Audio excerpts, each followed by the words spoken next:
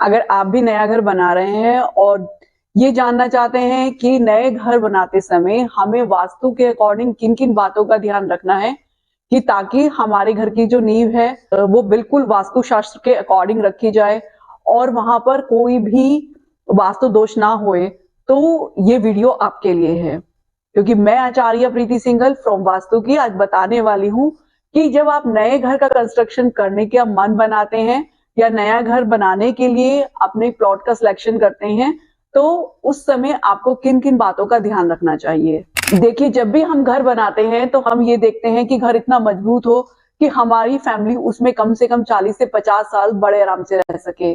लेकिन साथ साथ हमारी एक इच्छा ये भी होती है कि ये जो घर है, ये घर हमारे फैमिली के लिए इतना लकी हो कि उसमें रहने वाले सभी लोगों की इच्छाएं पूरी होती रहे और उन्हें कभी भी कोई कष्ट का सामना ना करना पड़े। लेकिन ये पॉसिबल नहीं हो पाता क्योंकि घर बनाते समय हम कुछ ना कुछ वास्तु दोष छोड़ देते हैं और जिस वजह से कई बार तो घर बनाने के बाद हमारी लाइफ में प्रॉब्लम्स और ज्यादा बढ़ जाती हैं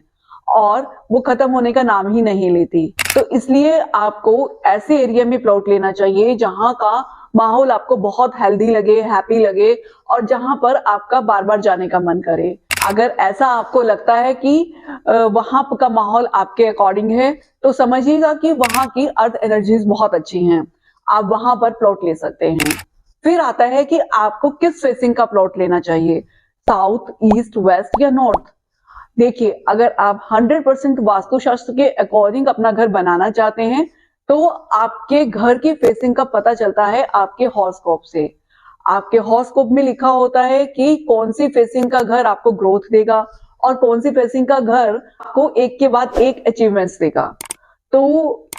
आपके हॉरोस्कोप से ही आपके घर की सही फेसिंग का पता चलेगा। लेकिन अगर आपके पास हॉरोस्कोप नहीं है या अपनी बर्थ डिटेल्स नहीं है और फिर भी आप वास्तु के अकॉर्डिंग घर बनाना चाहते हैं, तो आप नॉर्थ, ईस्ट, साउथ, वेस्ट चारों ही दिशाओं में से किसी भी एक दिशा का चुनाव कर सकते हैं।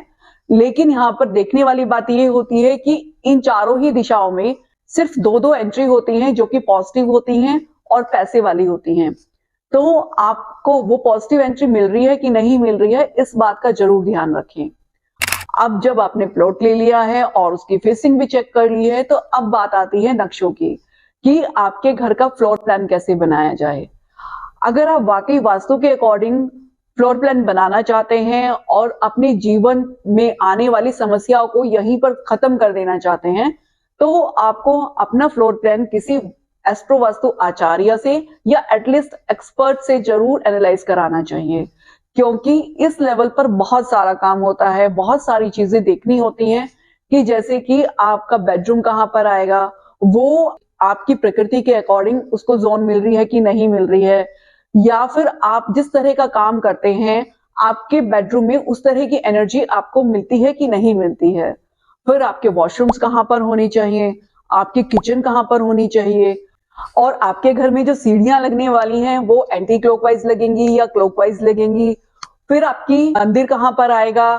और आपका डाइनिंग एरिया कहाँ होना चाहिए। तो इस तरह की बहुत सारी चीजें होती हैं, बहुत सारी चीजों पर आपको वर्क करना होता है और जब हम घर बनाते हैं तो हम बहुत सारे पैसे उसमें इन्वेस्ट करते हैं। इतना बड़ा इन्वेस्टमेंट के साथ अगर आपको एक छोटा सा खर्चा और करना पड़ जाए तो आप बेझिझक कर लीजिए, क्योंकि यही एक वो ऐसा खर्चा है जो कि आपको आगे आने वाली सभी समस्याओं से बचा सकता है। ऐसे ही और भी बहुत सारे वास्तु टिप्स के लिए आप मेरे चैनल को सब्सक्राइब करना बिल्कुल मत भूलिएगा और अगर ये वीडियो आपको यूजफुल लगी हो तो लाइक जरूर कीजिएगा।